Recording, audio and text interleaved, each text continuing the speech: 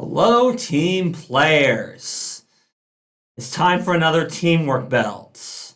However, I'm going to be changing the format significantly. First, I asked you guys on my community page whether you wanted free archetype in these videos or not. And while most of you said you wanted free archetype in these videos, enough of you said that you didn't. So I'm kind of going in the middle here. I will be talking about free archetype, but it'll be in its own section, and I won't be talking about everything. I'll mainly just go over the archetypes that I decided to take, and the most important feats in those archetypes, including the dedications. Also, my teamwork builds will be based on specific adventure paths from now on, which means that I won't be going all the way to level 20 all the time anymore.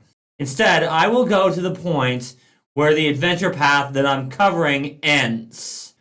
I also asked you guys on my community page which adventure path I should start with.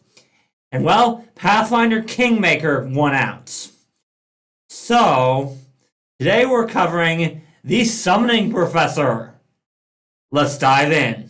Before I get started with the build, though, there is one more thing. If you guys want the full build from 1 to 20, including free archetype, you can check out my Patreon page in the description below. Becoming a patron at the lowest tier will get you a Google Sheet for this build, all my previous builds, as well as my future builds. Anyway, for today's ancestry, we're going to be going with the Seer Elf. Having detect magic right away before we even pick our class is a huge deal. But more importantly, we're building a character for the Kingmaker campaign here. That means we're trying to set up our own school of magic. So getting a bonus to identify magic and decipher writing of a magical nature is going to be important. Since once we set up our school, we're probably going to be something like the principal or the headmaster or whatever. And of course, since we're trying to set up a school of magic, what better class than the wizard? For our arcane thesis, we're going to be going with spell blending. This allows us to trade our lower level spell slots for higher level ones. This is important because once we actually get potential students, we need to be able to show them our power to get them to enroll in the school. And we also need to be able to show that to potential faculty members, as we can't run the school on our own. And lower level spell slots won't do that. And the arcane school that we want to set up is the School of the Boundary. This is the closest one I could find to the Summoning School. You could also go with the School of Civic Wizardry, as that does have a summoning spell in it. However, the School of the Boundary has more summoning spells, and more importantly, the Fortify Summons focus spell, which you get at first level. For one action, you can give any creature you summon a +1 to all checks and DCs, including AC, for the duration of the summon. I, of course, haven't been covering the backgrounds for these teamwork builds because in most cases it really doesn't matter as long as you get the stats you need. However, I do want to use these players' guides to its full potential, which means I will be picking backgrounds from the player's guide of these adventure paths. So for this build, we're going to be going with Isian Patriots. This will give us training in society and streetwise skill feats. We do need to be able to gather information to find faculty members for our school, as well as, students. So being able to use intelligence instead of our charisma for that skill check is going to be huge. The starting stats for this build should be Strength 0, Dexterity 3, Constitution 0, Intelligence 4, Wisdom 0, and Charisma 2. But we can't use society instead of diplomacy for gather information. We still need diplomacy to convince people to join our school. That's why we need high charisma. As a wizard, we don't get a first level class feat. However, we do get an ancestry feat. And we're going to go with otherworldly magic here. This will give us another cantrip that we can always cast regardless of whether we have it prepared or not. Personally, I'd go with something like Read Aura, since we already have Detect Magic from our heritage. But you can pick just about anything here. The main purpose of this feat is so that we have more spells to work with. Because if we're going to be the headmaster of a school, then we need to be able to cast as many spells as possible. For our level 2 class feat, we're going to go with Spellbook Prodigy. This gives us the magical shorthand skill feats, which we do not need to make the prerequisites for. This allows us to learn a spell, regardless of rank, in 10 minutes. Also, if we get a success on a skill check to learn a spell, we get a critical success instead. And if we get a failure, we can try again after 1 week, or after we gain a level, whichever comes first. We can also no longer critically fail on checks to learn a spell. Again, we need to be able to cast as many types of spells as we can, so we can show them off to potential students and faculty members. So this feat is a no-brainer here. For level 3, of course, we gotta talk about general feats. And if you're new to the channel, you can pretty much take these feats in any order you want, so we'll be covering all of them now. We are, of course, going to need Canny Acumen for our Fortitude saves, Die Hard, and Toughness. We are also going to need Fleet to give us a speed of 35, and Incredible Initiative so we can get our summons up right away. And of course, this is a teamwork build, so for our level 4 feat, we're going to be going with Spell Protection Array. For one action, we can create a magical circle in a 5-foot emanation within 30 feet. Any creature in that circle gets a +1 bonus on saving throws against magic. In most adventure paths, you probably aren't going to run into magic too often, but this is still the best teamwork feat at this level. It will be good for when you run into an enemy that can cast magic, if you do.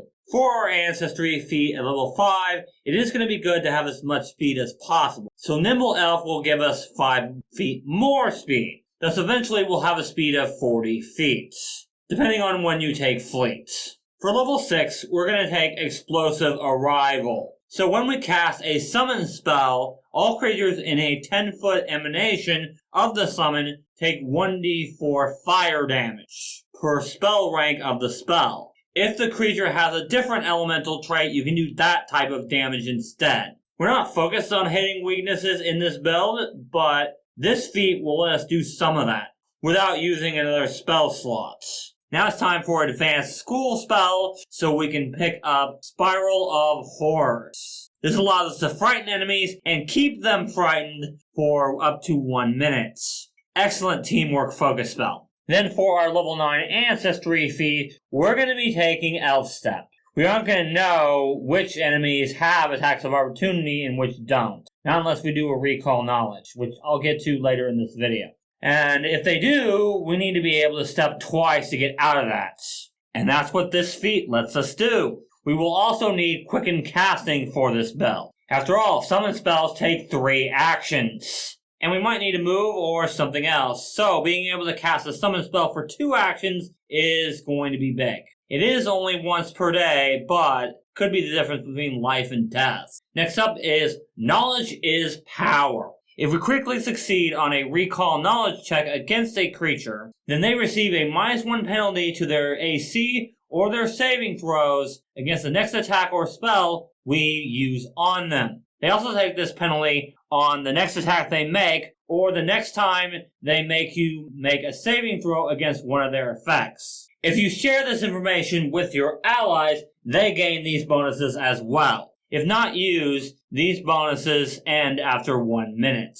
This will give you an incentive to actually recall knowledge about the target, besides what recall knowledge actually gives you. For our level 13 Ancestry feat, we're going to take Otherworldly Acumen to give us another spell. Again, you can pick pretty much anything you want here. We're also going to need Bonded Focus to get our focus points back quicker. And of course, this is a summoning build, so of course we're going to need Effortless Concentration, allowing us to sustain spells as free actions, which of course is going to help us with our action economy. And Kingmaker only goes to level 17, so for that Ancestry feat, we're going to take Magic Rider, as Teleport is one of our school spells. This will make traveling for the party much easier, and we may need to teleport more than just the party to locations, and this will allow us to do that.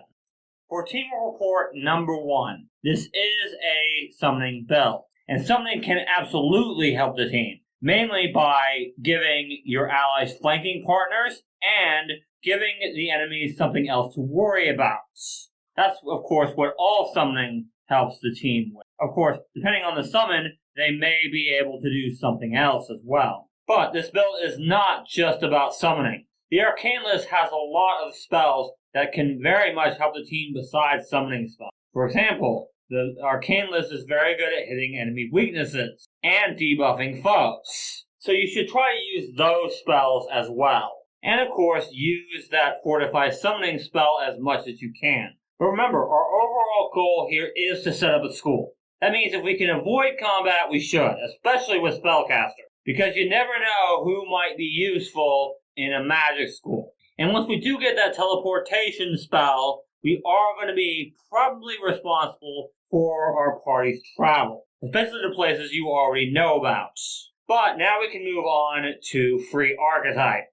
Okay, very quickly for free Archetype, you could absolutely take the Reanimator Archetype. You could also go with the Shadowcaster Archetype as well. Both of those would fit this build. However, for Kingmaker, I would recommend you take the Lore Master and the Archaeologist archetype for this build. The Lore Master dedication gives you training in Lore Master lore, which is similar to Bardic lore. And if you have legendary proficiency in a skill that you can use to decipher writing, such as Arcana, you gain expert proficiency in Lore Master lore, but you can't increase that by any other means. With the Archaeologist dedication, you can become an expert in society and thievery, and you gain a +1 bonus on recall knowledge check about ancient cultures, people, and cultures. The Assured Knowledge feat is going to be hugely important for this build, because that basically gives you assurance in all recall knowledge skills. But more importantly, you can take the automatic knowledge feat in those skills without needing assurance as a prerequisite. From the Archaeologist archetype, the most important feats are going to be Magical Scholastics and Greater Magical Scholastics. Those will give you extra out-of-combat spells that you won't need to put in your book. But remember, if you have free Archetype, then you'll get Read Magic from Magical Scholastics, so you won't need to take that with otherworldly magic. For Teamwork Report number 2, the main purpose of this build is to get as many spells in our book as possible, especially the ones in our arcane school, since we are trying to teach other people how to cast the spells in our school. However, if you're playing Kingmaker, then recall knowledge is going to be pretty important, especially for setting up your kingdom, at least according to the player's guide anyway.